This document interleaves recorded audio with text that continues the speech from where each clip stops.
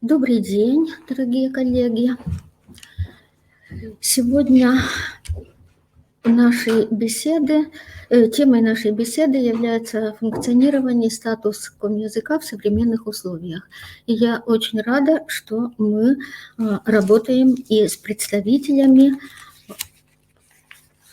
средних профессиональных образовательных учреждений. Прежде всего сделаю небольшой экскурс, прежде чем рассмотреть современные условия функционирования комязыка. Ну и посмотрим, какая картина наблюдается в нашей республике, языковая картина в нашей республике в современных условиях. Прежде всего отметим, что в современных условиях проблема, связанная с преподаванием, функционированием, сохранением и развитием родных языков, совершенствованием этнокультурного образования, является одной из самых основных, самых важных и актуальных, поскольку от ее решения во многом зависит развитие культур народов России в целом и Республики Коми в частности, поддержание межэтнического мира и согласия в обществе, успешное ведение национального и межкультурного диалога. Язык формирует своего носителя. Каждый национальный язык отражает не только жизнь отдельного человека, носителя, но и формирует национальный характер. Если язык формирует представителя народа, носителя языка, то он формирует его и как личность, то он должен играть такую же роль в формировании национального характера. Язык отражает для человека окружающий его мир, а также культуру, созданную человеком, хранит ее для человека и передает ее от человека человеку, от родителей к детям. Язык – орудие познания, с помощью которого человек познает мир и культуру. Язык – это орудие культуры. Он формирует человека, определяет его поведение, образ жизни, мировоззрение, менталитет, национальный характер. Известно, что родной язык – главное сокровище человека. С ним каждый человек с первых дней жизни пользуется и в течение всей жизни активно его использует в ежедневном бытовом общении. Через него познают окружающий мир, природу, среду, людей, знакомятся с достижениями культуры своего народа, своей страны и мировой культуры. Родной язык играет ведущую роль в формировании личности учащегося, в воспитании любви к своей земле. Поэтому важно научить точно и правильно выражать мысли, говорить, научить видеть и понимать красоту, все богатство и выразительные возможности родного языка. И от его преподавания зависит будущее и языка, и культуры народа. Поэтому в настоящее время перед образовательными организациями стоит задача повышения качества языковой подготовки. Изучение родного языка, любого родного, коми, русского и других, должно являться основным направлением развития национальной системы образования.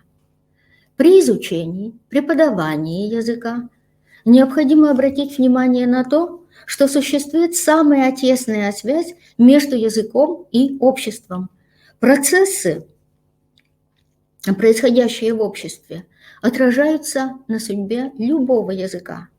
Язык отражает картину мира, изменения во всех сферах жизни общества, в окружающей среде, отражает и выражает общественное сознание. С другой стороны, процессы, которые происходят в обществе, отражаются на судьбе языка.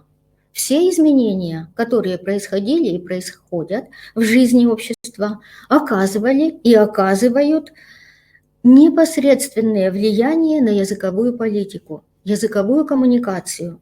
Соответственно, изменяются и условия развития и функционирования языков, а также изменяются и условия изучения языков. На функционирование и развитие языка влияет социальная структура общества, возраст носителей, их социальный статус, уровень образования и культуры носителей языка, место проживания носителей языка. С другой стороны, язык сам имеет большое значение в жизни общества.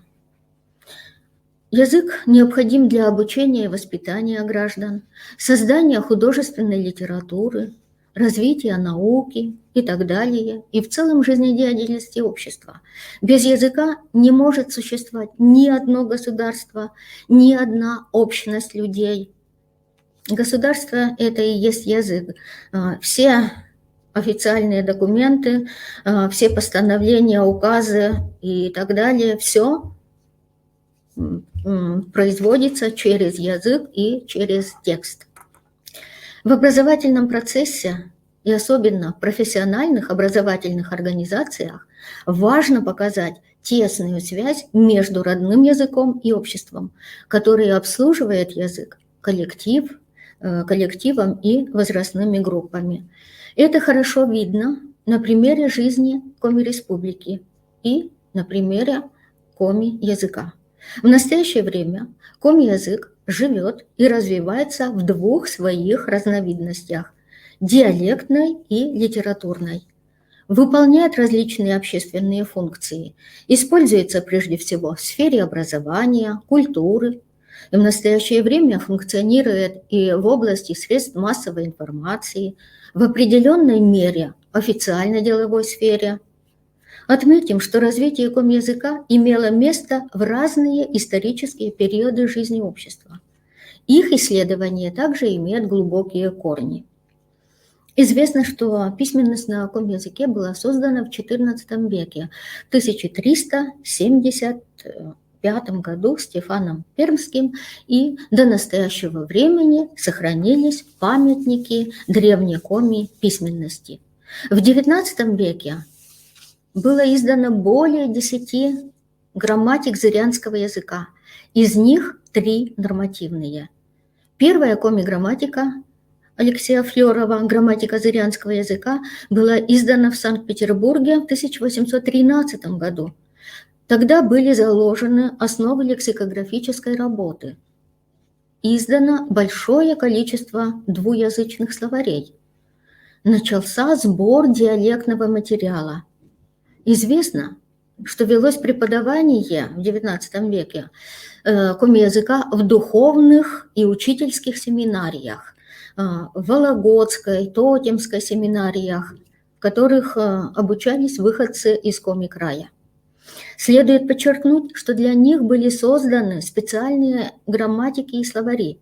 В XIX веке изданы первые нормативные грамматики Павла Ивановича Савоитова, Георгия Степановича Лыткина, Ивана Алексеевича Куратова, в которых были заложены основы коми-литературного языка.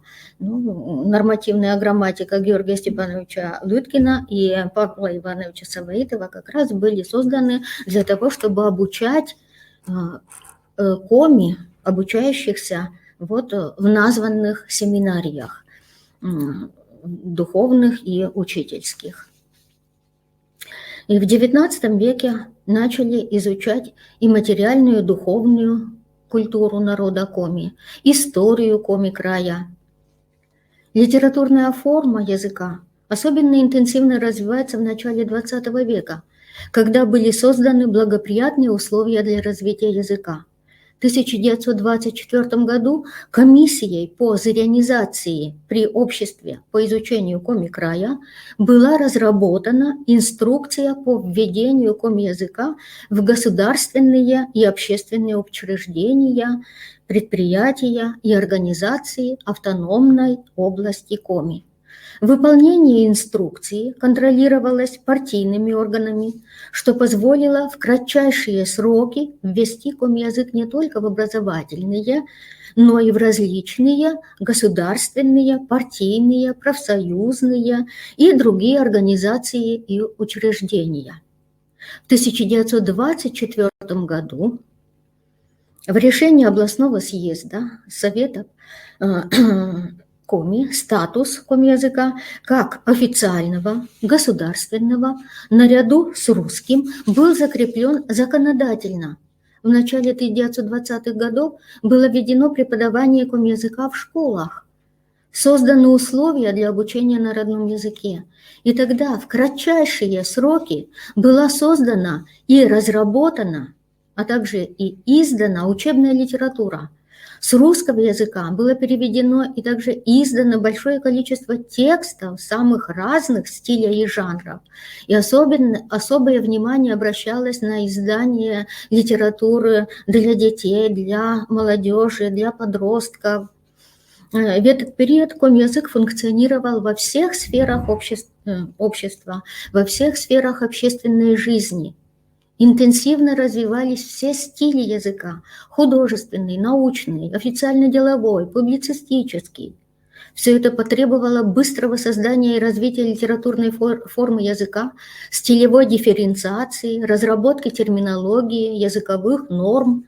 На страницах первых коми-газет и журналов активно обсуждались вопросы разработки и принятия норм, необходимости подготовки и издания словарей, грамматик, изучения диалектов, роли диалектов в развитии литературной формы языка. В 20-е годы была полностью создана терминологическая база кодифицированного языка. Вопросы нормирования, грамматики, фонетики, лексики неоднократно обсуждались на термино-орфографических комиссиях, на конференциях, совещаниях, формировании лексического и терминологического фонда коми литературного языка сыграла большую роль периодическая печать. С 1918 года издается первая коми-газета «Зырянская жизнь». С 1921 года эта газета выходит под названием «Югыттуй». С 1924 года издавался журнал «Комиму». Именно в нем публиковались научные работы, посвященные проблемам строительства коми литературного языка, разработки графических, орфографических, лексических и грамматических норм, изучения коми-диалектов. И в этом журнале обсуждались вопросы истории, вопросы экономики, культуры, образования и так далее. И в современных условиях социально-экономическое развитие коренных народов, сохранение их этнической самобытности, их языков, приобщение молодого поколения к изучению родного языка являются важными направлениями государственной национальной политики, языковой политики в сфере образования. Известно, что развитие языка зависит от социально-экономических и политических условий. И мы видим, что коренные переломы в общественно-политическом строе, экономической системе, идеологии и национальной политике в Российской Федерации конца 80-х, 90-х годов прошлого столетия уже нашли отражение и в языковой сфере.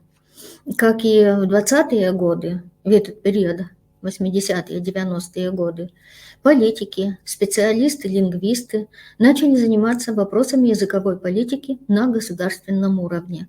В конце 20 века, в период демократических преобразований общества, был дан новый импульс развитию коми-языка.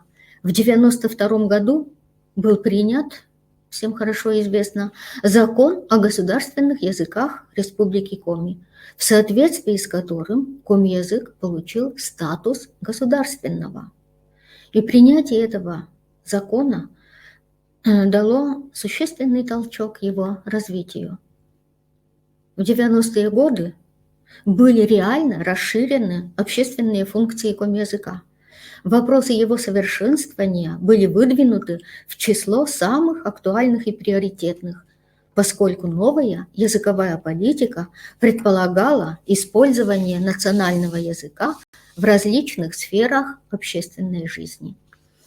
В 90-е годы активно развивается научный, официально-деловой стили, И в конце 20-го столетия стали актуальными проблемы развития терминологии, функционирования стилей с целью их применения в сферах образования, науки, управления, политики и так далее.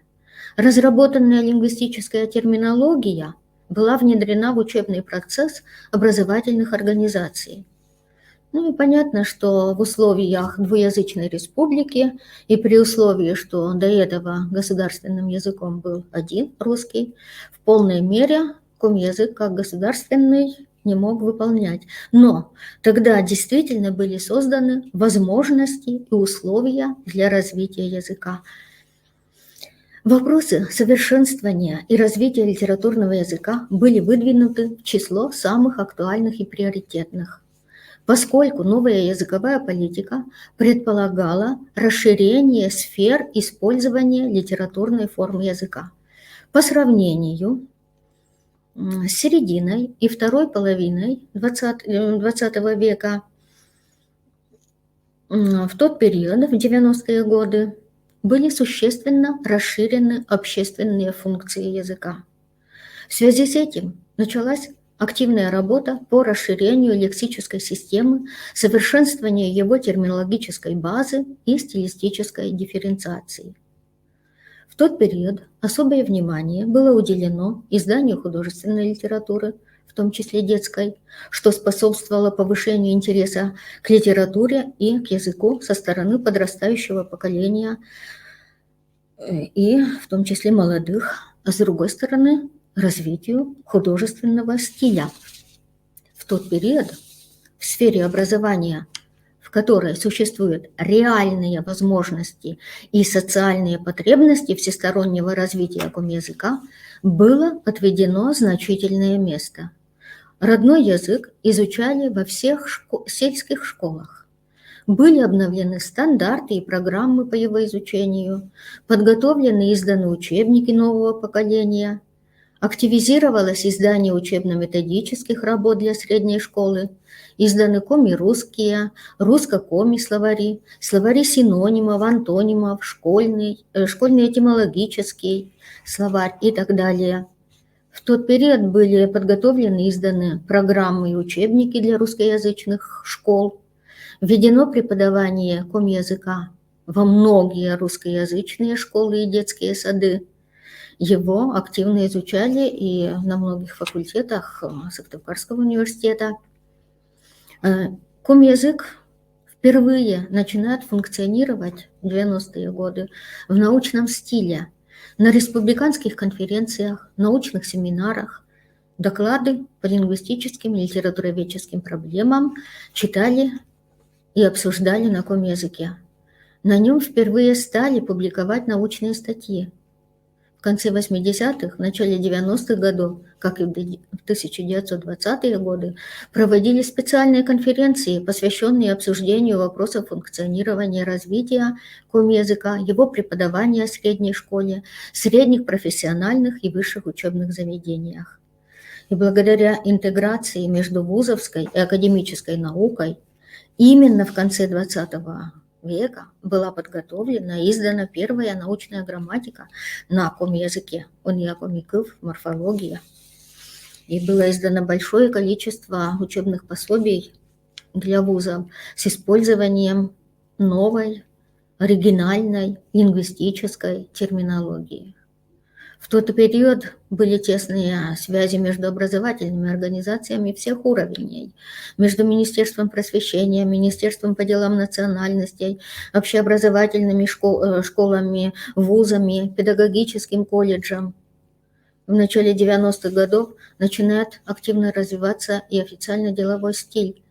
При Министерстве по делам национальностей был открыт отдел переводов, в котором оперативно начинают переводить на комязык официально-деловые тексты, акты государственных органов власти и управления и публиковать их в журнале «Ведомости нормативных актов государственной власти Республики Коми».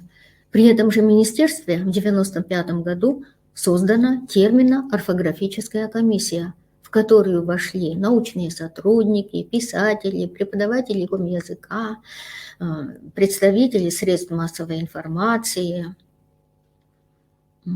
представители общественных организаций. Члены комиссии занимались разработкой, анализом и утверждением терминологии, неологизмов, разработкой правил написания новых слов, написания географических названий, составлением и изданием словарей новых терминов. И издано до настоящего времени несколько выпусков словаря неологизмов в Илькоме Кывор. Отметим, что комиссия работает и в настоящее время. И в конце XX века вновь стали актуальными проблемы развития терминологии, функционирования стилей с целью их применения в новых сферах управления, делопроизводства, науки и так далее. И в этой области были достигнуты существенные достижения. Разработанная лингвистическая и литературоведческая оригинальная терминология была внедрена в учебный процесс образовательных организаций и общеобразовательных, и средних профессиональных организаций, высших учебных заведений. Однако по другим отраслям науки и другим сферам деятельности еще предстоит разрабатывать собственную оригинальную терминологию, хотя определенная часть терминологии уже создана, и особенно общественно-политическая. Это и Бырьищем выборы, Юрщик райцентр, Юркар столица, Олан-Пас закон, Канму государство, Олан-Подув, Конституция, Морт вуж, человечество, Мывпщам мировоззрение, Кокнед льгота, Кыртым аренда, Канпас государственный герб, Освещкадлом самоуправление и так далее. Таких новых слов было создано достаточно много, и многие из них вошли в язык, активно используются в различных стилях речи, и особенно официально-деловом, публицистическом, лингвистическая, литературоведческая терминология, естественно, в организациях образования. Понятно, что не все вновь созданные термины, не все вновь созданные слова войдут в комязык. И язык сам выберет и сам отберет из многочисленных неологизмов, которые останутся в языке, какие перейдут в пассивный словарный запас. Те же самые процессы происходили и в начале XX века, когда также было создано очень много неологизмов, многие вошли в язык, многими мы пользуемся, и являются очень активными в нашем словарном составе. А многие остались в пассивном запасе, являются многие и архаизмами, историзмами. И в тот период была увеличена сетка вещания на республиканском радио и телевидении на комязыке. На комязыке появились новые циклы передач, в том числе были передачи по изучению комязыка. Начала вещать на комязыке и коминародное радио. С 1991 года издается журнал «Бикинь». Был открыт театр фольклора. Все это способствовало развитию литературного языка, расширению его общественных функций, повышению статуса и престижа комязыка, повышению интереса к родному языку подрастающего поколения. К родному языку появился реальный интерес и желание многих молодых людей изучать его. Не случайно в тот период был повышен конкурс и в высшие, и в средние учебные заведения, в которых готовили специалистов для республики со знанием комязыка и специалистов по комифилологии. Однако необходимо иметь в виду, что в последние десятилетия социально-экономическая, политическая жизнь республики и в России в целом мировом сообществе стремительно меняется новыми для 21 века для нашего времени являются социальные, экономические и политические отношения, процессы глобализации и демографии, развитие технических средств и технологий в различных сферах деятельности, в том числе и образовательной. Все они оказывают существенное влияние на языковую политику и языковую коммуникацию, функционирование и развитие народов Российской Федерации, в том числе, естественно, и Коми. Процессы, происходящие в обществе, мы видим, отражаются на судьбе любого языка, поскольку язык и общество тесно связаны между собой, и их невозможно отделить. И от новых условий 21 века зависит и преподавание коми-языка и других языков народов России, а также и русского языка в образовательных организациях различного уровня, разработка и издание учебно-методических материалов, текстов художественной литературы, справочной литературы, использование компьютерных и других технологий. Коми-язык развивается и функционирует и в наши дни. Его как предмет изучают в школах. Издаются газеты, комиму, йолыга, журналы Войвокоджу, Бикинь, Чушканзы. Бывают передачи на республиканском радио и телевидении. Коми-язык звучит со сцены театров. Ведется подготовка кадров по коми-филологии, учителей родного языка. Однако в последние годы мы также видим, картина существенно меняется. Функциональная наполненность коми-языка начинает сужаться. Соответственно, меняются и условия развития функционирования языков, национальных языков, а также и условия преподавания этих языков. Массовая информация как основная сфера социальной информации, наряду со сферой образования, является одной из основных областей духовной жизни общества и функционирования языка. В языке средств массовой информации быстрее всего отражаются социальные, идеологические изменения общества и фиксируются новые понятия. Они способствуют установлению языковых норм. Однако в новой нашей ситуации комиязычные СМИ оказываются в довольно сложных условиях. И это означает, что в довольно сложных условиях оказываются и национальные языки в нашей республике, это коми-язык. Тиражи газет и журналов в настоящее время сильно падают. И мы замечаем, что молодежь читает также гораздо меньше. И сегодня в условиях 21 века в республике преподаванию родного языка уделяется достаточно серьезное внимание. Его как родной, отметили, изучают в школах, в основном сельских. Однако в большинстве школ коми-язык изучается как государственный. Занятия по коми-языку ведутся в дошкольных образовательных организациях.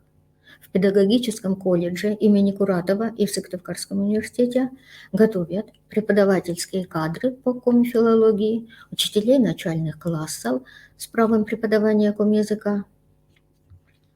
И здесь нужно отметить, что педагогический колледж является одним из старых образовательных организаций республики, где готовят педагогические кадры и где непрерывно ведется преподавание коми-языка.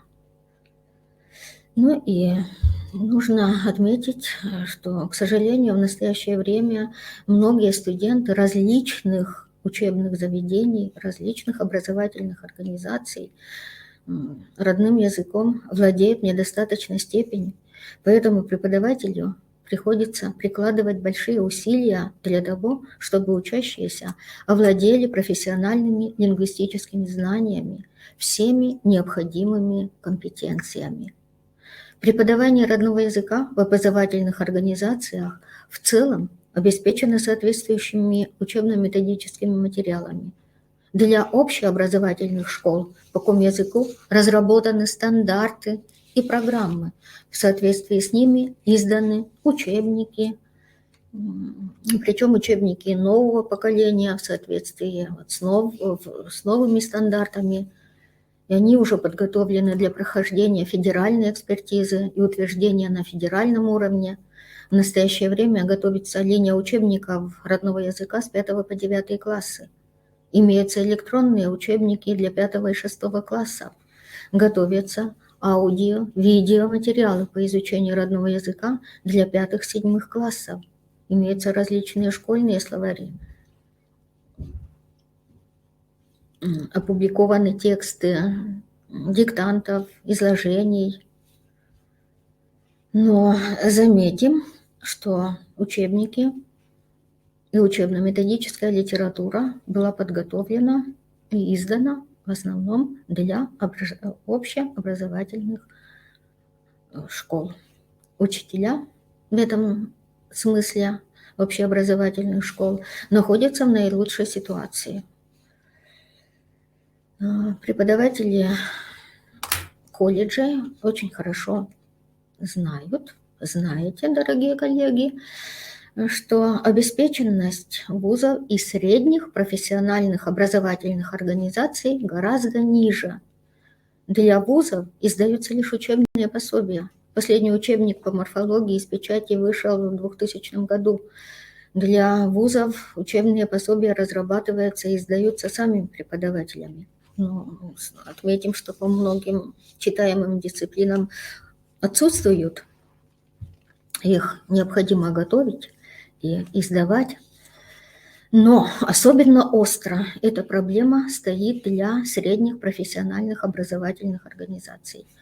Преподаватели комязыка, методики преподавания языка находятся в одной из самых сложных ситуаций, так как в настоящее время практически отсутствуют учебники и учебные пособия по комязыку как родному, так и государственному для средних профессиональных образовательных организаций.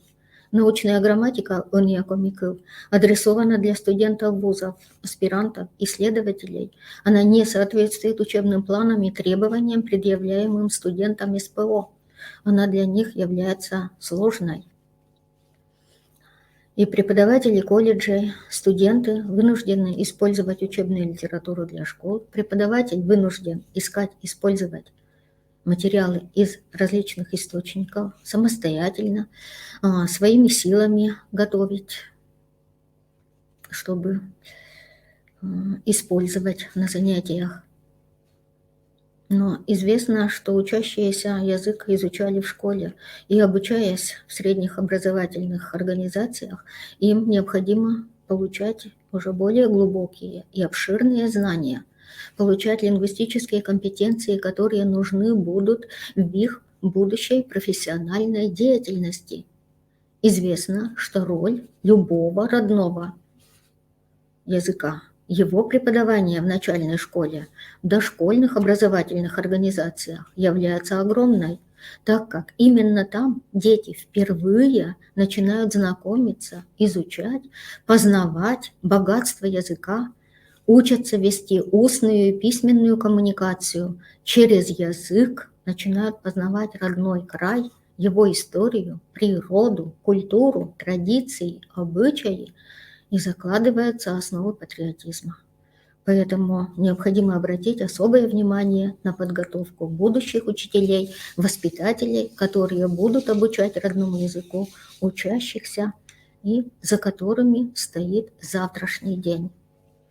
Весьма важной является преподавание комязыка в средних профессиональных организациях, готовящих работников культуры, так как они хорошо должны знать материальную и духовную культуру народа, мировоззрение, традиции, обряды коминарода. А без знания языка это сделать достаточно сложно и невозможно. Для этого они должны читать оригинальную литературу, должны культурно-массовые мероприятия проводить на комязыке и должны все мероприятия вести не просто на комязыке, но на литературном языке с соблюдением орфоэпических, лексических, грамматических норм. И учащихся необходимо мотивировать на знание языка. Им следует показать, что язык и культура неотделимы. Язык является составной частью культуры, зеркалом культуры.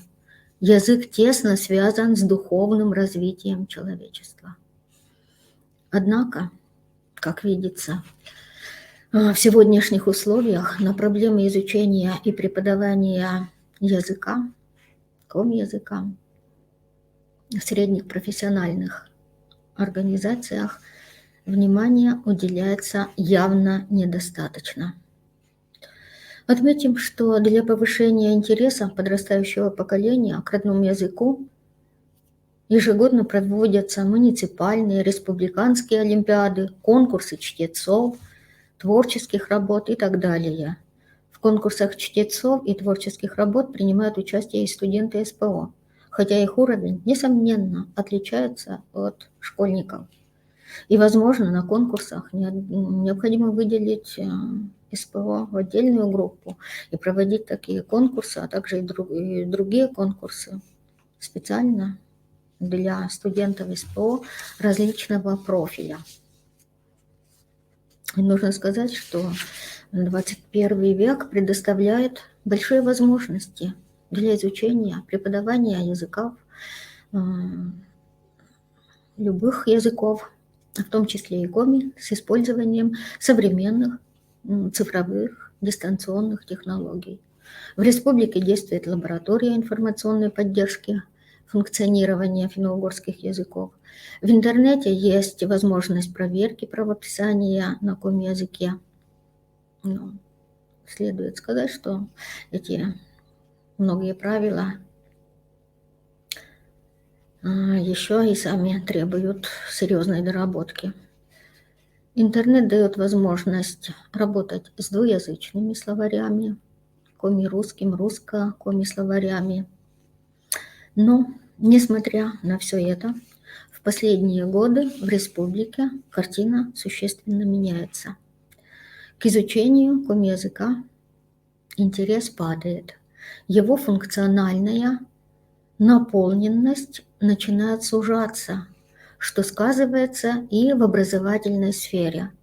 Родной язык начинает изучать все меньшее количество учащихся, в том числе в средних образовательных профессиональных организациях и вузах, в которых ведется подготовка преподавательских кадров. Имеющиеся проблемы в образовательных организациях во многом связаны с изменениями жизни общества. Известно, что на функционирование и развитие языка влияет его статус, престиж, демография. В последнее время, последние десятилетия социально-экономическая, политическая жизнь в республике, в России в целом и в мире быстро меняется. Новыми для наших дней являются социально-экономические отношения. Новыми являются процессы глобализации и демографии, развитие технических средств и технологий, в том числе образовательной сфере. И все они оказывают влияние на языковую коммуникацию, функционирование и развитие языков народов Российской Федерации. От новых условий 21 века зависит изучение и преподавание родного коми-языка в образовательных организациях, разработка и издание учебной и другой литературы, использование цифровых технологий. Известно, что коммуникативный процесс, статус языка во многом зависит от численности коллектива. Однако в последние годы демографическая ситуация в нашей республике сильно меняется, и численность коми-народа также уменьшается. По последней переписи убыль коми-народа за 8 лет составляла более 65 тысяч человек, то есть почти 23%. Но следует добавить, что к 2021 году это число еще сократилось. И к тому же многие из них родным языком не владеют. демографические факторы, обусловленные изменениями социально-экономической ситуации, отрицательно сказываются и на языковую ситуацию, на число учащихся, владеющих родным языком, на его изучение, в том числе в средних профессиональных образовательных организациях. И это хорошо видите, уважаемые коллеги. Для сохранения языков большое значение также имеет и место. Хорошо известно, что без исторической территории язык коренных народов не сохраняется. И мы, опять же, все очень хорошо знаем, что коми-язык в основном является языком сельского населения. Исторически так сложилось. Исторически так сложилось, что коми в основном проживают в сельских районах республики. Однако в наших условиях 21 века сокращается численность сельского населения, основного носителя коми-языка. Опять же, по данным последней переписи, численность населения в сельской местности уменьшилась на 44, почти 44,5%. Это понятно, сокращение сельского населения во многом обусловлено естественной убылью и миграцией. Сельское население мигрирует в города, покидает свои исторические родины, исторические территории. И сокращение сельского населения, мы сказали, означает сокращение носителей коми-языка. А это ведет к постепенному сокращению сферы употребления языка. Мы видим, что уехав в города и оказавшись в иной социокультурной, профессиональной языковой среде, носители коми-языка переходят на другой язык коммуникации, язык большинства. Общение на родном языке в лучшем случае будет внутри семьи и в основном среди взрослых. Их дети коми-язык в качестве коммуникации со сверстниками уже не будут использовать. И таким образом, возможно, постепенно пройдет смена языка. И со всеми этими проблемами связаны и вопросы изучения и преподавания коми-языка и в СПО, и в вузах, подготовка кадров, других специалистов со знанием двух языков. И в образовательных учреждениях должны быть созданы для изучения языков. Урбанизация, мы видим, становится реальной угрозой самобытности языка, так как в городах мало условий для его использования. Мы видим, что студенты, которые приехали из сельских районов, также в основном коммуникацию начинают вести на русском языке. И необходимо, естественно, обращать на это большее внимание, так как преподавание родного языка является одним из наиболее важных вопросов, от которого зависит будущее культуры народа.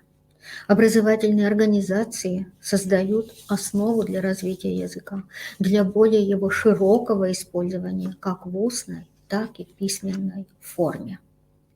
Преподавание на родном языке способствует сохранению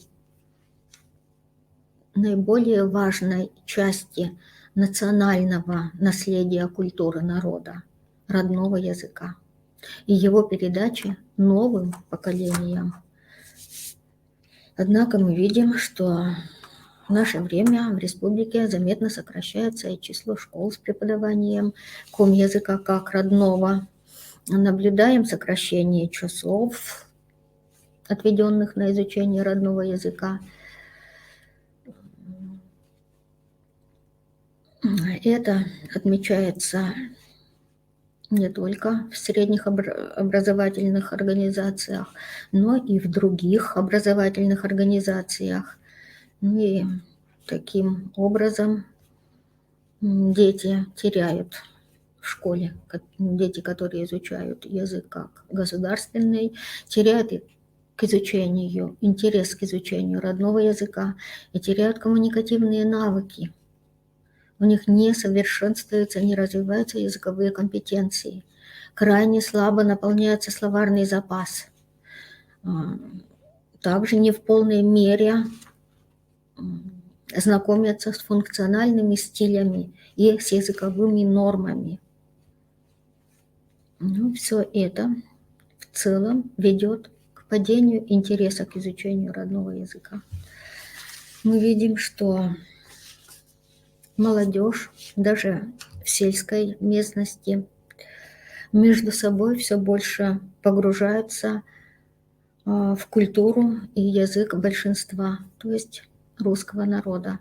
И все меньшее число молодого поколения свободно владеет родным языком. Полное погружение в культуру другого народа означает, что забываются традиции и ценности родной культуры, забываются свои корни, нравственные постулаты своих дедов и прадедов. Это необходимо иметь в виду и при обучении комязыку в средних профессиональных образовательных организациях. Ну и преподаватели СПО, вы также хорошо видите, как меняется качество ваших абитуриентов. Преподавателям также нужно помнить, что обучающиеся приходят в образовательные организации не просто говорить на языке.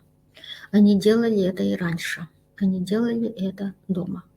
И это касается и учащихся СПО.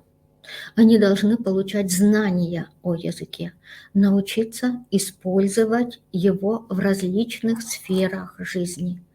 И важной задачей является обучение студентов и всех обучающихся литературным комязыком, которым они будут пользоваться в своей жизни, на котором будут вести устную и письменную коммуникацию в разных сферах, на котором будут читать художественную литературу, газеты, журналы, слушать радио, телепередачи, вести устную письменную коммуникацию, в том числе в интернете, так как, должны, во всяком случае, так как именно литературная часть, кодифицированная часть общенационального языка представляет официальное средство общения.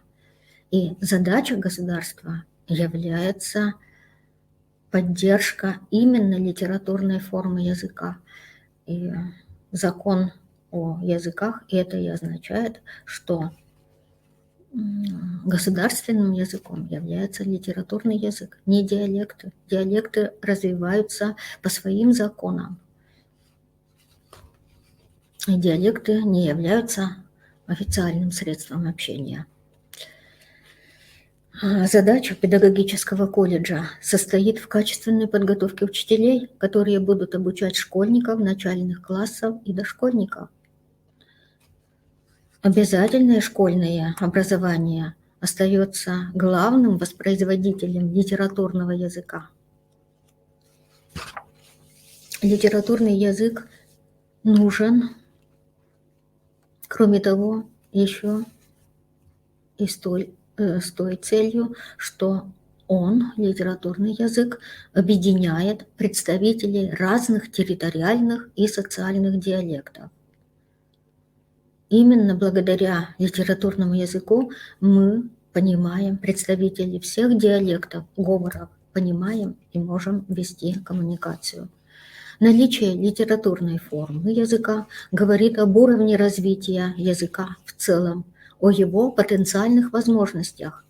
Литературный язык представляет собой высшую форму существования любого языка, служит средством общения во всех сферах деятельности, является средством взаимопонимания и объединения людей, является языком художественной, научной и учебной литературы, официально-деловых текстов языком средств массовой информации.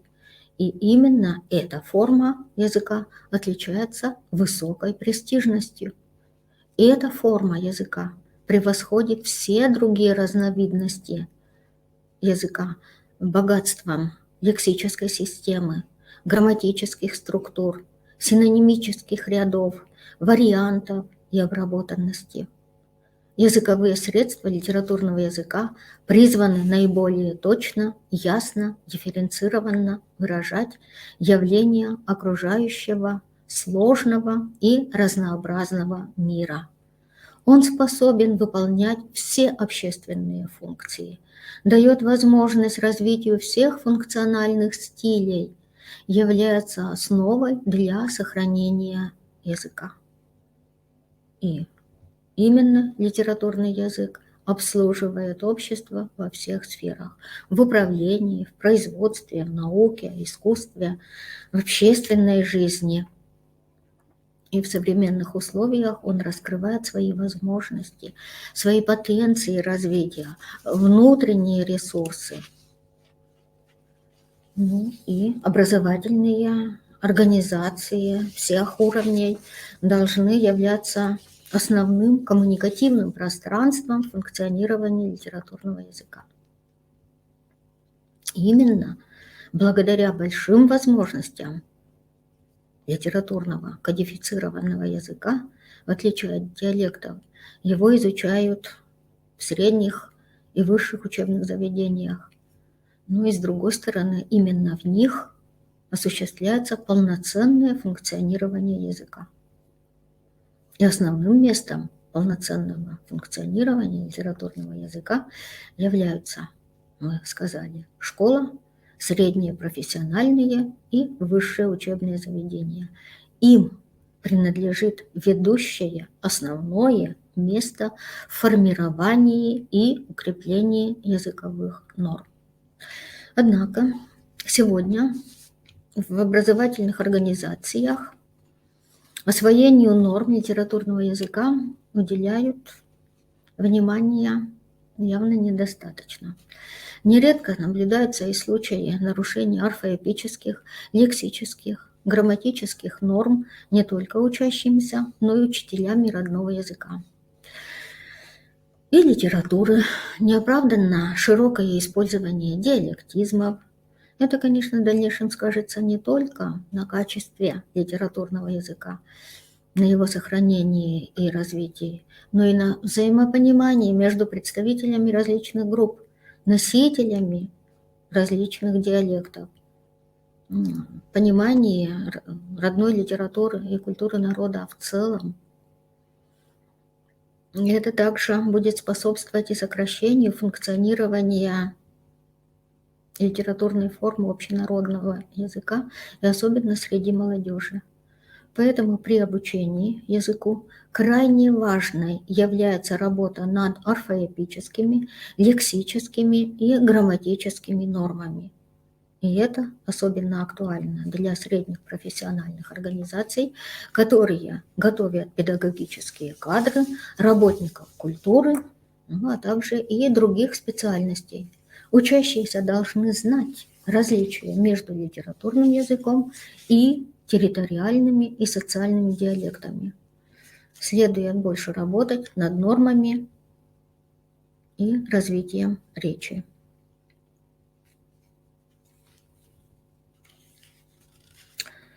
Понятно, что основу для развития языка, мы сказали, и для более широкого его использования как в устной и письменной форме, а также и подготовку кадров, по какому языку, культуру создает школа. Все оттуда начинается. Ну и мы сказали, что существуют определенные проблемы, которые ведут дальше и к преподаванию языка в средних и высших учебных заведениях. Ну и кроме этого, в последние десятилетия на все стороны нашей жизни, социальной, экономической, политической жизни, существенно влияет процесс глобализации. Этот процесс означает усиление связей и взаимозависимости между различными обществами, составляющими основную современную цивилизацию.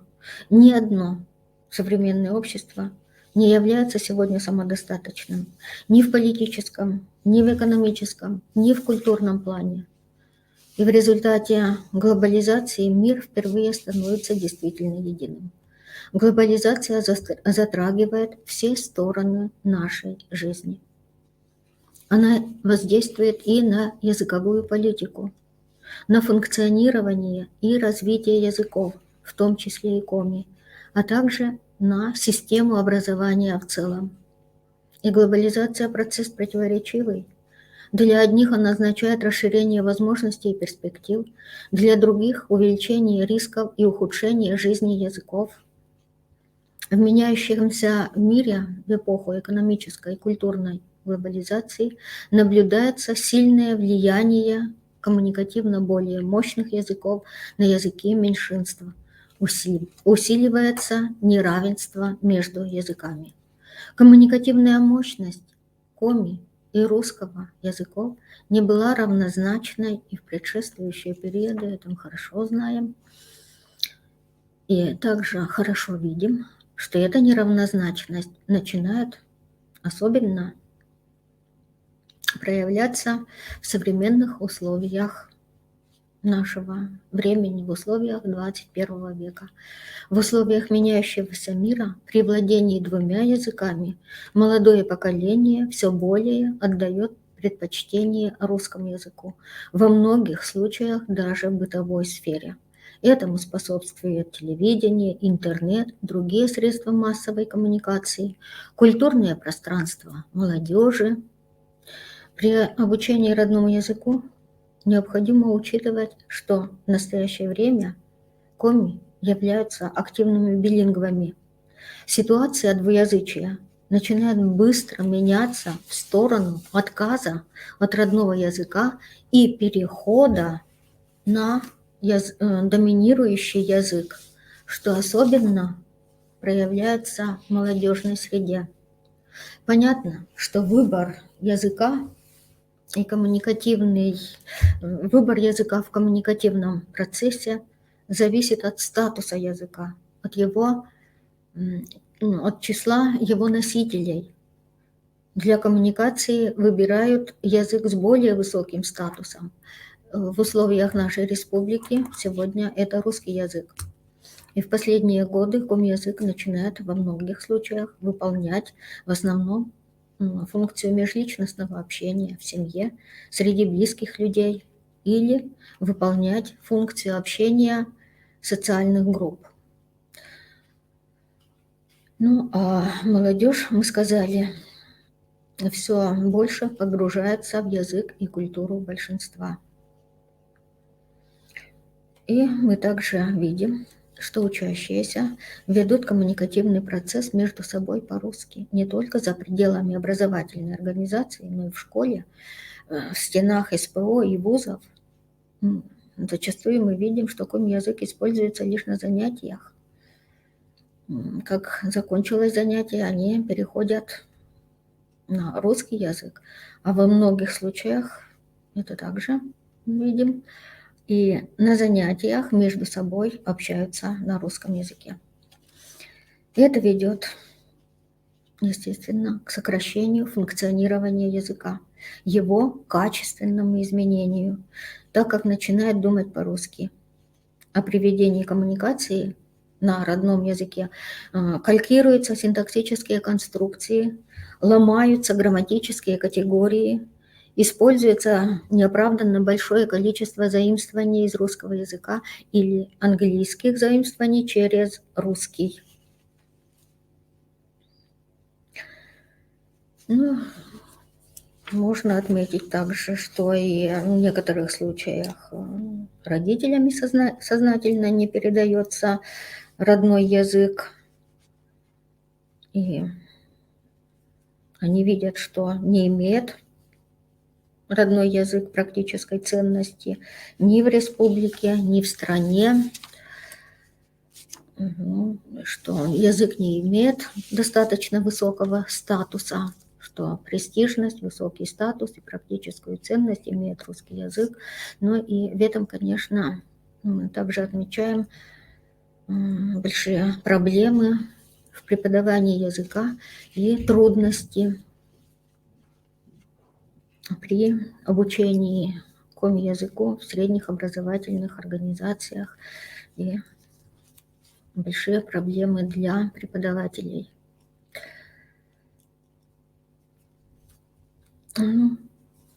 Здесь следует отметить также, что процессы глобализации влияют и на русский язык, и культуру, и происходит американизация культуры в целом, не только коми. И следует также обращать внимание и на изучение преподавания русского языка как государственного и как родного, и особенно, уважаемые преподаватели, которые вы ведете, и преподавание коми, и русского языков. И в таких условиях особенно важно показать роль родного языка в жизни человека, роль многообразия языков в жизни общества, богатство человека, владеющего двумя и более языками. Необходимо показать, что для того, чтобы быть профессионалами во всех сферах деятельности, быть успешными, необходимо знать и родной, и русский язык. Двуязычие развивает и память, и мышление, и внимание, и расширяет кругозор. И чтобы это понимали учащиеся. И поэтому сегодня в условиях глобализации существует проблема формирования у учащихся и их родителей мотивации сохранения родного языка и культуры как средства формирования национального самосознания. С целью передачи накопленного опыта, столетиями накопленного опыта предшествующих поколений последующим поколениям, необходимо, естественно, проводить работу по повышению и роли семьи в сохранении в целом этнокультурных ценностей. И кроме того, мы видим, что под влиянием интернета, различных электронных СМИ, цифровых технологий, русского и других языков через русский формируется особый тип речи, особенно молодежи. Наблюдается экспансия не только заимствованной лексики, но и грамматических форм и конструкций, которые не способствуют развитию родного языка. И формируется особый слой заимствованной лексики. И преподавателям на это необходимо обращать особое внимание. Но следует отметить, что и в русском языке, как отмечают исследователи, интенсивность потока заимствований, в основном американизмов, не уменьшается, а, пожалуй, еще и растет. Повсеместное распространение интернета внесло свою весьма значительную лепту в этот процесс. Не уступает интернету и такая сфера, как бизнес и менеджмент. Тем временем заимствования пошли не только вширь в лексику, но и в фразеологию, но и вглубь, затронул и фонетику, и морфологию, и в синтаксис. И действительно, такие сугубо английские, вернее, сугубо германских языков модели, как уподобление слову, соположение основ, встречаются все чаще. В русском языке стресс-ситуация, вместо русской структуры стрессовая ситуация, быстро суп, кофе-пауза, бизнес-ланч и так далее. Но эти же слова через русский входят и в коми-язык. Ну и в русском языке также имеется большое количество лексических заимствований.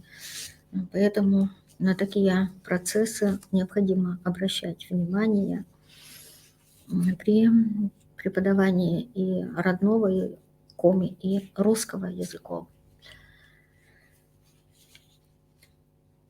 Ну и в условиях активного билингвизма Республики Коми в образовательном процессе следует обращать внимание и проблемам типологии коми и русского языков. И это особенно важно в профессиональных образовательных организациях, в которых обучаются студенты-билингвы и которые в своей профессиональной деятельности активно будут использовать и русский язык. И особенно касается учителей начальных классов, воспитателей детских дошкольных учреждений, работников культуры и других специалистов. При билингвизме наблюдается явление интерференции, воздействия языка билингва на другой, а также результат этого воздействия. Интерференция выражается в проникновении фонетических, грамматических, лексических особенностей одного языка на другой и возможны отклонения от нормы, что необходимо учитывать при обучении родному государственному и по родному и государственному русскому языку. Содержание образования должно основываться на использовании принципа диалога, сравнительно-сопоставительного анализа изучаемых языков. Обращение к сопоставительной типологии дает возможность выявить специфические, характерные особенности родного языка и универсальные, общие черты неродственных языков. В коми и русском языках не совпадает ни система гласных, ни система согласных. Они отличаются как количественно, так и качественно. Имеются трудности в освоении согласных русского языка. Существенные отличия имеются в ударении. Но и с другой стороны, из-за влияния русского языка часто нарушаются фонетические нормы литературного коми-языка. Различия в грамматической системе этих языков являются причиной интерференции в области грамматики. Особое внимание следует обратить на изучение категории числа, падежа именных категорий, времени, вида и залога глагола, имени прилагательного, синтаксические связи предложений, категории одушевленности и неодушевленности, категории притяжательности, типы атрибутивных сочетаний, подчинительные синтаксические связи. Явление интерференции необходимо учитывать и преподавание русского языка коми учащимся, у которых под влиянием родного языка могут быть трудности в изучении подчинительных связей, особенно согласования определения с определяемым, категории рода, числа именных частей речи, в правильном произношении отдельных звуков речи, постановке ударения и так далее. Ну и при обучении русскому и родному коми-языку, особенно в условиях особенно в многонациональной республике Коми, должен быть диалог культур, который способствует созданию единого культурного пространства. Ну и в наших условиях необходима этнокультурная направленность образовательного процесса, интеграция этнокультурной составляющей как в предметах обязательной части основной образовательной программы, так и дополнительной. Необходимо стимулировать мотивацию, интерес к родному языку. И это особенно касается средних профессиональных образовательных организаций, педагогического, культурного направления и других направлений. На этнокультурный компонент, региональные особенности необходимо обращать особое внимание при изучении родного языка. Реализация задачи формирования и развития этнического самосознания во многом может способствовать обращению к лингвистическому краеведению, комплексной дисциплине, которая изучает закономерности развития и существования языка, определяемые историческими, культурными, этнографическими, фольклорными и духовными особенностями жизни общества отдельной территории. Данные этой дисциплины помогают представить язык как средство хранения локальной культуры, знакомить особенностями функционирования коми и русского языков в Республике Коми, историей формирования коми-диалектов и русских говоров на территории республики, диалектным членением коми-языка, влияние севернорусских говоров на коми-диалекты и коми-языка на русский язык, вопросами ономастики и так далее. Обращение к названной дисциплине способствует выработке исследовательских навыков учащихся, развитию навыков лингвистического анализа, звуковой, лексической, грамматической сторон языка, осмысленного подхода к оценке языковых явлений и фактов. Оно также позволяет развивать умение анализировать, оценивать языковые явления, собирать и анализировать уникальный местный языковой материал, способствует формированию знаний о говоре, места проживания учащихся, о диалектном многообразии языка, языковых контактов, представления об ономастике. И лингвокраеведение в целом является средством формирования национального самосознания учащихся. Обращение к вопросам лингвокраеведения имеет и практическую направленность. Оно способствует формировать целостное представление учащихся о своеобразном этнолингвистическом пространстве Республики Коми, показать историко-культурное и физико-географическое своеобразие Коми-края, представить этнолингвистическую ситуацию Республики Коми, познакомить обучающихся с основными понятиями и терминами лингвистического краеведения, сформировать у обучающихся умений и навыков лингвистической интерпретации региональных проявлений коми-языка, региональных проявлений севернорусских говоров. Все это необходимо для их дальнейшей профессиональной деятельности, расширения кругозора студентов, повышение интереса к языку, культуре своего народа. При привлечении данных лингвистического краеведения в учебных заведениях важно обратить внимание на связь этой дисциплины с диалектологией, с литературой, особенно региональной, историей, географией. Привлечение внимания учащихся на этноисторические условия заселения родного края способствует выявить причины диалектных различий. Приведение сведений об исторических контактах коми с другими народами и языками, с прибалтийско-финскими, иранскими народами, с древними булгарами. И все это позволит повысить интерес к изучению лексического состава современного языка, особенно при изучении историзмов, архаизмов. Очень много даст обращение вот к этим древним контактам коми-народов. Древние иранские народы, древние булгары, ненцы, обско-угорские, прибалтийско-финские народы, русские и так далее, с которыми были взаимоотношения у коми, естественно, оказывали влияние и на духовную, и материальную культуру народа коми, оказывали влияние на язык, и об этом свидетельствуют многочисленные лексические заимствования, которые дошли до наших дней и которыми мы активно пользуемся в нашем ежедневном общении, которые в активном словарном запасе. Но всем знакомые слова, к примеру, являются иранскими заимствованиями: зарни, саридж, кырт, емдон, пурт, небыг.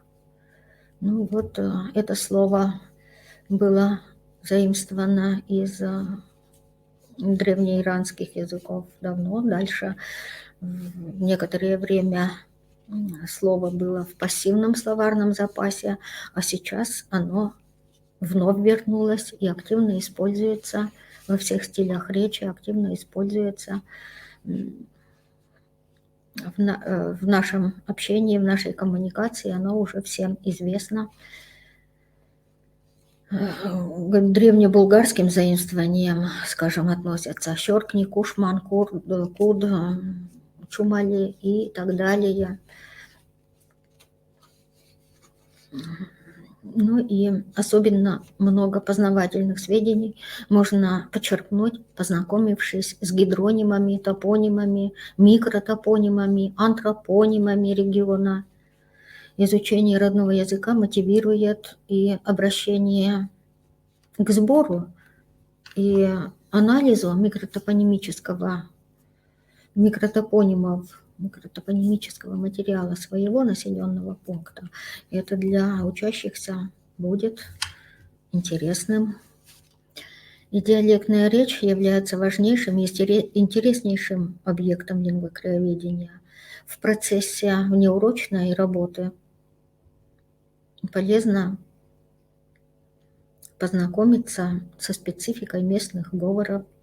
И перед учителем стоит задача показать, что литературный язык и диалекты представляют разные уровни национального языка. И необходимо пояснить, что ими пользуются в разных речевых ситуациях, в соответствии с условиями общениями, в соответствии с коммуникативной средой. И в соответствии с этими условиями они могут быстро переключаться с одной формы языка на другие формы языка. В соответствии с условиями общения очень быстро можно переключаться на литературный язык и на диалекты, и наоборот. Так называемые языковые коды.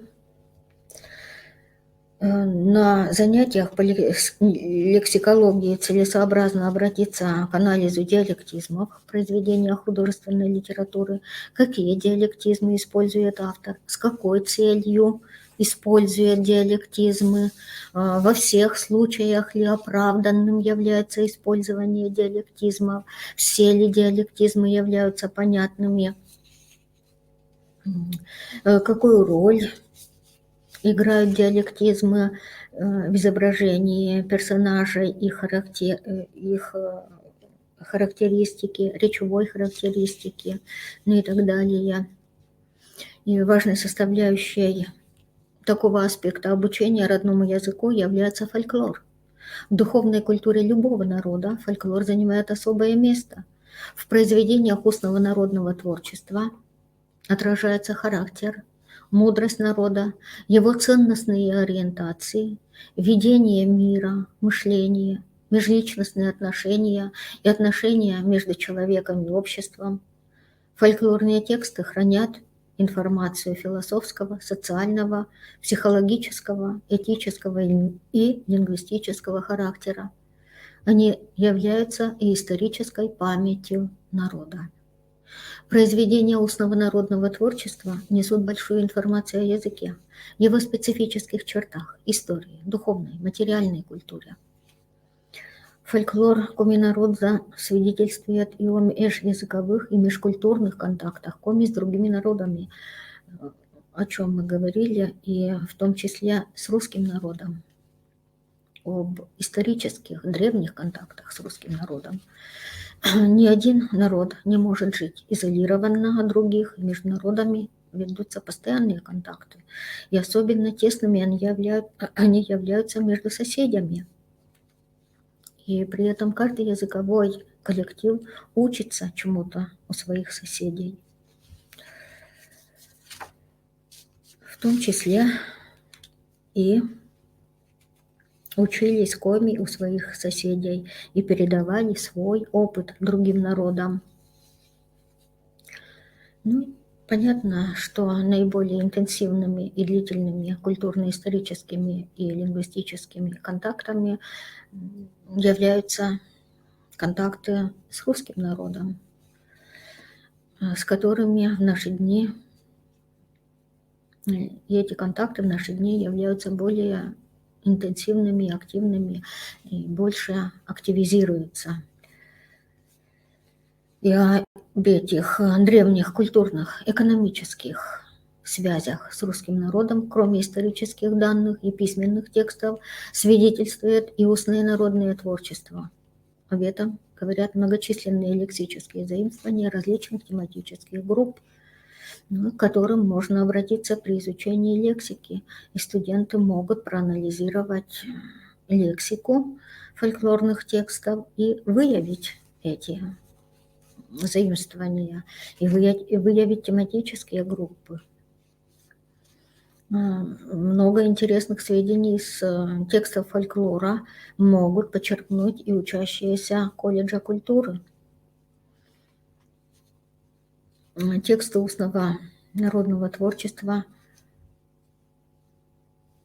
несут большую информацию не только о языковых контактах, но и различных других контактах с русским народом. Они свидетельствуют, тексты фольклора, и о том, что коми с русскими вошли в контакт очень давно. Мы знаем, что с русскими коми вошли в контакты, начиная с XI века, и особенно широкие, интенсивные, разнообразные связи начинаются с XII веков. И тесные экономические, культурные связи с Великим Новгородом имелись еще в XII веке.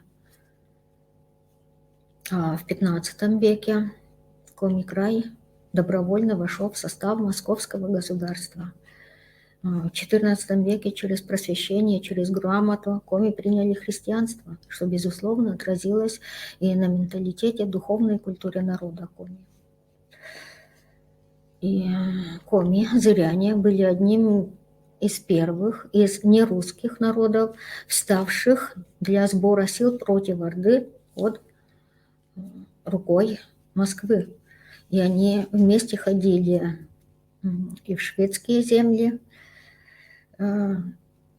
защищая свои земли.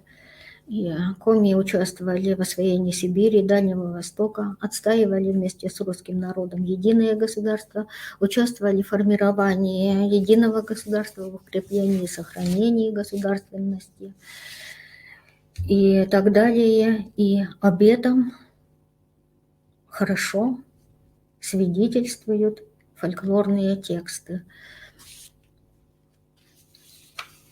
И очень много можно почерпнуть тексты фольклора, и поэтому крайне необходимо обратиться и к межпредметным связям. Тут связи между фольклором, историей, языком, литературой. Этнокультурной значимостью особенно отличаются пословицы, поговорки, фразеологизмы, сказки, которые дают богатый материал о жизненном опыте народа, о нравственных, эстетических, социальных, семейно-бытовых воззрениях народа, которые крайне важны для формирования личности молодого человека. Пословицы и поговорки содержат богатый, чрезвычайно богатый языковой материал, который можно изучать, использовать при изучении лексики, при изучении грамматики, проведении исследовательской работы студентов. Тексты поговорок и пословиц можно использовать при изучении каждой грамматической темы. По морфологии, синтаксису. Там используются самые различные типы предложений. Ну и важным при обучении родному языку является использование произведений местных писателей и поэтов. В педагогическом колледже актуальным является обращение к анализу произведений детских писателей, которые входят в программу для начальной школы. В СПО, готовящих культурных работников культуры, целесообразно использовать язык классиков коми-литературы и современных авторов. И эта работа, лингвокраеведческая работа, позволяет использовать различные методы. К при проведении занятий. К примеру, проблемно-поисковый, интерактивные практики. Можно проводить уроки, экскурсии, уроки путешествия. Позволяет использовать сопоставительно-контрастивный метод. И при помощи этого метода можно выявить отличительные особенности культур разных регионов, разных районов нашей республики, разных территорий. Можно использовать игровые технологии и так далее. И обращение к различным вопросам лингвокраеведения предоставляет широкие возможности проведения научно-исследовательской работы со студентами средних профессиональных образовательных организаций. Это и сбор и анализ топонимического материала, ономастики, подготовка докладов и выступлений, рефератов, лингвистических вечеров, сбор библиографии из различных источников по определенным темам, нахождению ответов на различные предложенные темы, на различные предложенные вопросы. Можно проводить лингвистические экскурсии по Сыктывкару. Ну, например, известные ученые-финно-угроведы XIX-XX веков, как исследователи комязыка, которые были в Сыктывкаре. Известные деятели культуры и комязык.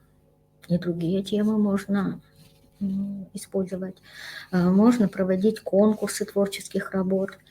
Для проведения научных исследований могут быть использованы самые разные темы. Например, почему одна и та же река имеет два названия? Почему река имеет название и Вычегда, и Ежва, и другая река Вымь и Емва? С чем это связано? Можно провести научные исследования.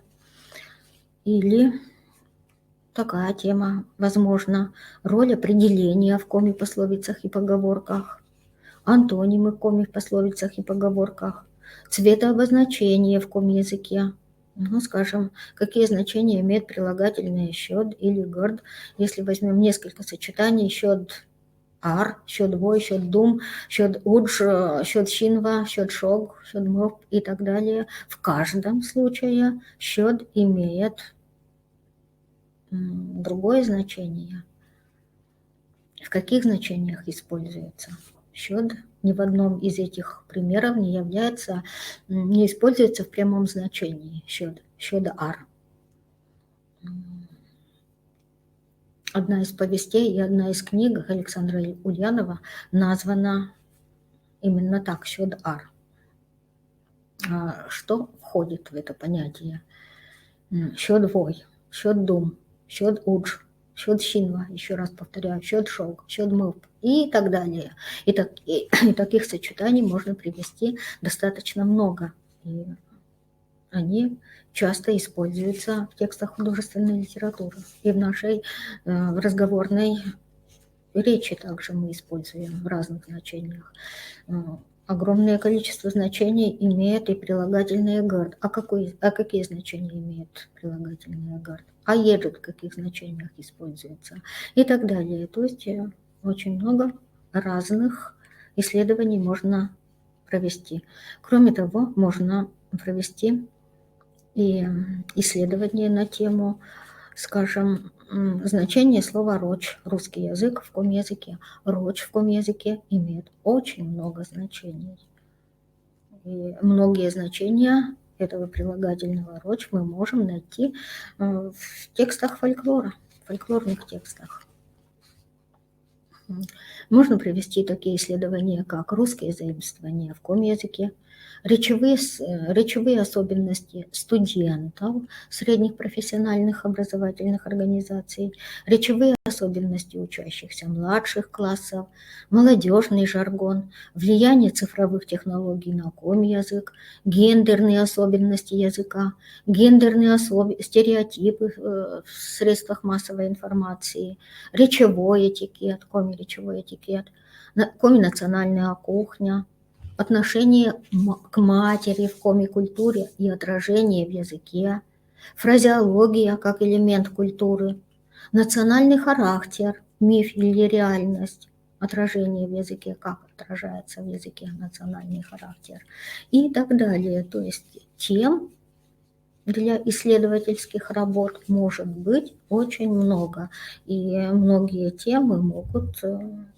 послужить мотивацией для проведения дальнейших исследований. И эти знания и навыки являются крайне важными для будущей профессиональной деятельности учащихся в средних профессиональных организациях. Изучая язык, можно выполнять различные проблемные задания. К примеру, речевые особенности женщин и мужчин, речевые особенности студентов и так далее. Работ очень много, самых разных видов можно проводить. И понятно, что аудиторных часов недостаточно, поэтому важным является выполнение различных видов работ во внеучебное время. Необходимо больше обращать внимание и на самостоятельную работу учащихся, на факультативные занятия, на кружковые занятия. В современных образовательных стандартах как раз требуется больше обращать внимание на самостоятельную работу учащихся, и большая часть должна быть выделена на самостоятельную работу. Ну и исследовательская работа, естественно, может выполняться вне аудиторных часов. Сбор, скажем, собирать и анализировать микротопонимы, собирать, анализировать ономастику, анализировать язык произведений художественной литературы во внеучебное время, провести исследование, сделать анализ, а на уроке, на занятии сделать доклад, и так далее. Можно провести и анализ текста фольклора, какого-либо текста или жанра, и опять же подготовить доклад. Можно перевести с русского языка тексты и сделать конкурс, или на основе оригинального текста и на основе переводного текста сделать лингвистический анализ, типологию, да, как необходимо переводить ту или иную грамматическую форму, что соответствует в каком языке, где выявляются специфические черты коми-языка.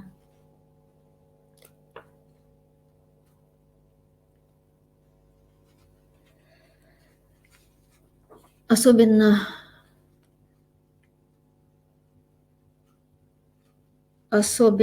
следует отметить, что и сам язык изменяется, и нужно понимать и знать, как изменяется язык в настоящее время, какие активные процессы в нем происходят последние десятилетия, в результате каких процессов язык обогащается, развивается, а какие являются нарушением нормы. Важно понимать, что язык сохраняется и развивается, изменяясь. Об этих явлениях особенно важно помнить учителю родного языка.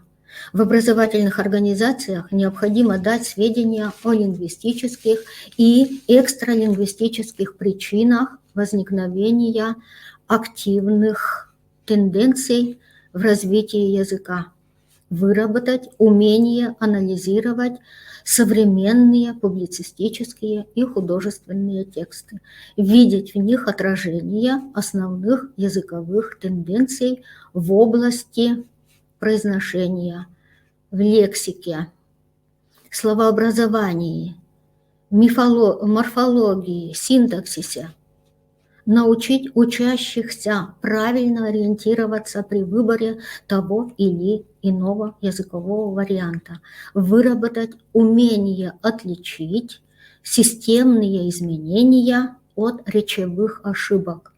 Активные процессы наблюдаются в области произношения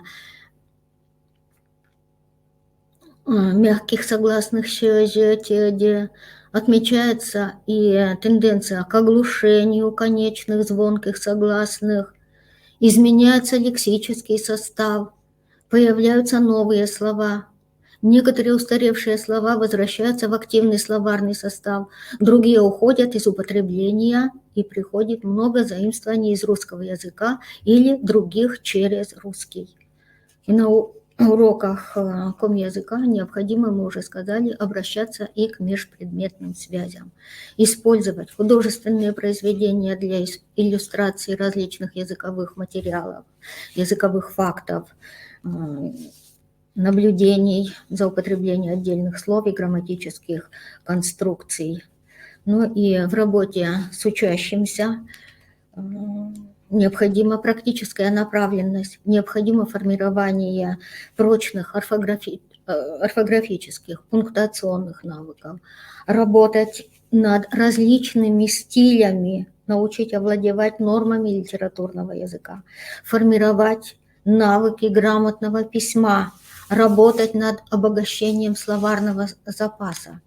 Важно научить ясно, точно излагать свои мысли в устной и письменной форме в целях повышения интереса к родному языку. Кроме учебников, целесообразно использовать дополнительные материалы, дополнительную литературу. С учащимся важно, мы уже сказали, проводить исследовательскую работу. И учебные заведения, как основные образовательные и научные учреждения, должны стать центрами сохранения языков, их научного исследования и преподавания.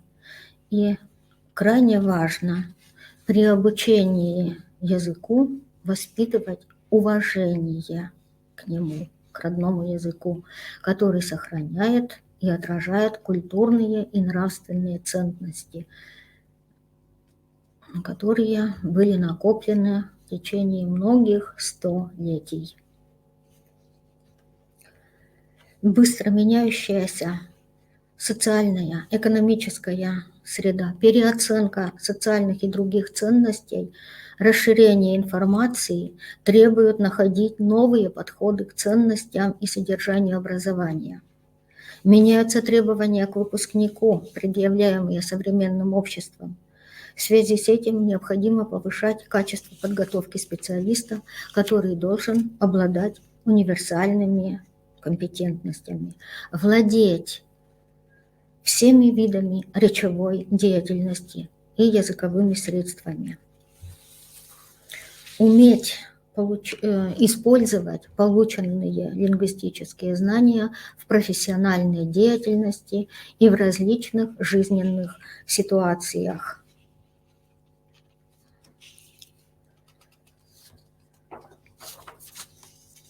Необходимо также подчеркнуть, что на функционирование, развитие языка, особенно на его изучение, влияют статус и престиж.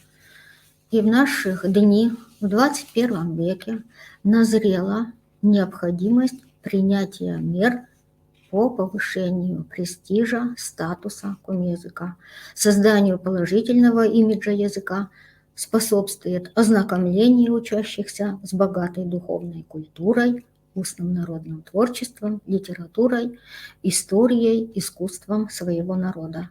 Значительная роль в этом принадлежит образовательным учреждениям и особенно средним образовательным организациям. Но в этом должны, понятно, что принимать участие и средства массовой информации, и властные структуры, и общественные организации, организации науки, учреждения культуры и так далее. Но мы все хорошо понимаем, все-таки основная роль принадлежит образовательным организациям. Все начинается оттуда. Все формируется в образовательных организациях. Ну и общими усилиями в наших условиях должны быть приняты меры для популяризации языка, для популяризации и духовной, и материальной культуры с использованием современных технологий, и для поддержки образовательных организаций, учреждений культуры, комязычных СМИ и так далее. И нужно отметить, что повышение статуса языка в значительной мере зависит от повышения общей культуры, увеличения объема гуманитарных знаний, расширения лингвистического кругозора. Поэтому в образовательном пространстве в целом гуманитарной составляющей должны уделять большее внимание, особенно в наши дни. Гуманитарная часть является очень важной. Ну и важно повышать интерес к изучению родного языка, развивать коммуникативные навыки, совершенствовать, развивать языковые компетенции. Ну и таким образом в настоящее время нам необходимо иметь в виду, что в настоящее время мир меняется. С одной стороны, в мире происходит процесс глобализации, процесс взаимопроникновения различных культур, взаимовлияния языков, изменяются социальные статусы, социальные отношения, идет снижение интереса к родному языку, снижение его престижа, сокращение числа его носителей, как мы сказали. С другой стороны, существует острая необходимость сохранить уникальность языка и культуры коми, так как самые разные языки, материальная и духовная культура разных народов составляют богатство и уникальность России. Повышение престижа комязыка в языковом пространстве нашей республики поможет разрешить и проблемы изучения родного языка во всех образовательных учреждениях. Оно способствует повышению интереса к родному языку, мотивации его изучения, желания знать язык. Ну и крайне важным является отношение самого народа к своему языку. Языковой статус связывается с самооценкой говорящего коллектива в употреблении на развертывание функциональных возможностей языка. Поэтому в условиях меняющегося мира необходимо стимулировать интерес к родному языку, воспитывать в обществе уважение к нему, и особенно важно воспитывать уважение к языку в образовательных организациях.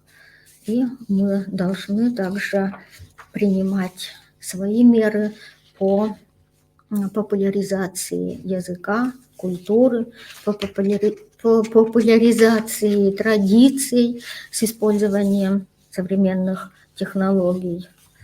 Ну и сегодня, конечно, должны быть проведены специальные исследования по проблемам функционирования национального языка, сфер его использования, реализации закона о языках республики, как воплощается в жизни закон о языках. Ну и, естественно, требуется методическое обеспечение образовательных организаций, обеспечение литературой, особенно средних образовательных организаций. Актуальным сегодня является и создание базы данных по речевой культуре, по лингвоэкологическому дисбалансу комязычных и русскоязычных СМИ, также создание национального фонда имен, названий, устойчивых выражений, как одного из носителей национальной идентификации, Сегодня назрела необходимость анализа и оценка активных процессов, которые происходят в современном ком-языке, но и в современном русском на территории республики. И во всем этом могут принять активное участие средства средние профессиональные образовательные организации. И не только могут принять участие, но и могут вложить свой большой вклад.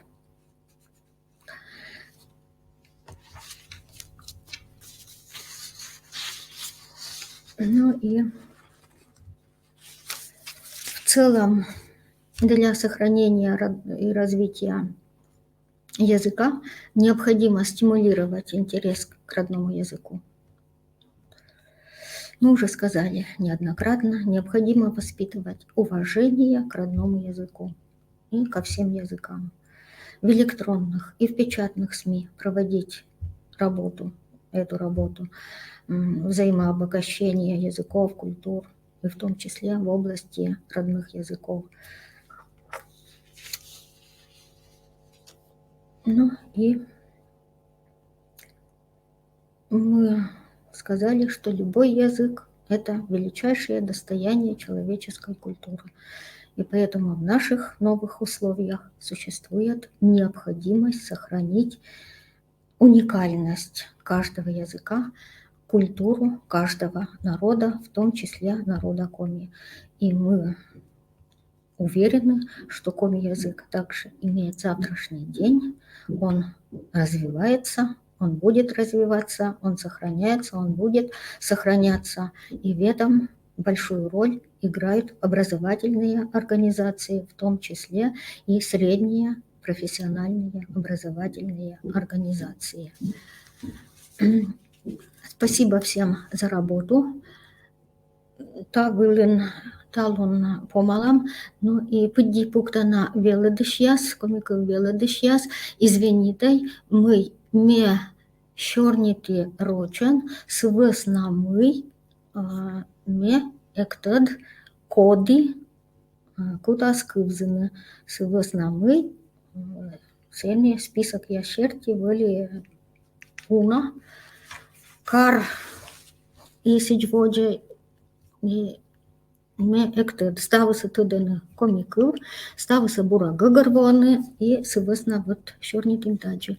Но талун вот мы видели тачам вопрос яс и метьян дорошича, а кучам юган яс, кучам тема яс, кучам проблема яс было колы еще суплено, мы тьян лекола, мы тьян нас интересует, но модыш кежа, модыш паны дошли кежам и бермам цедаштыны и паны дошлены модвач. И талун миян аслес пылыс были паны дашим себесна мы вот они средней образовательной организации я смедвач валины, да.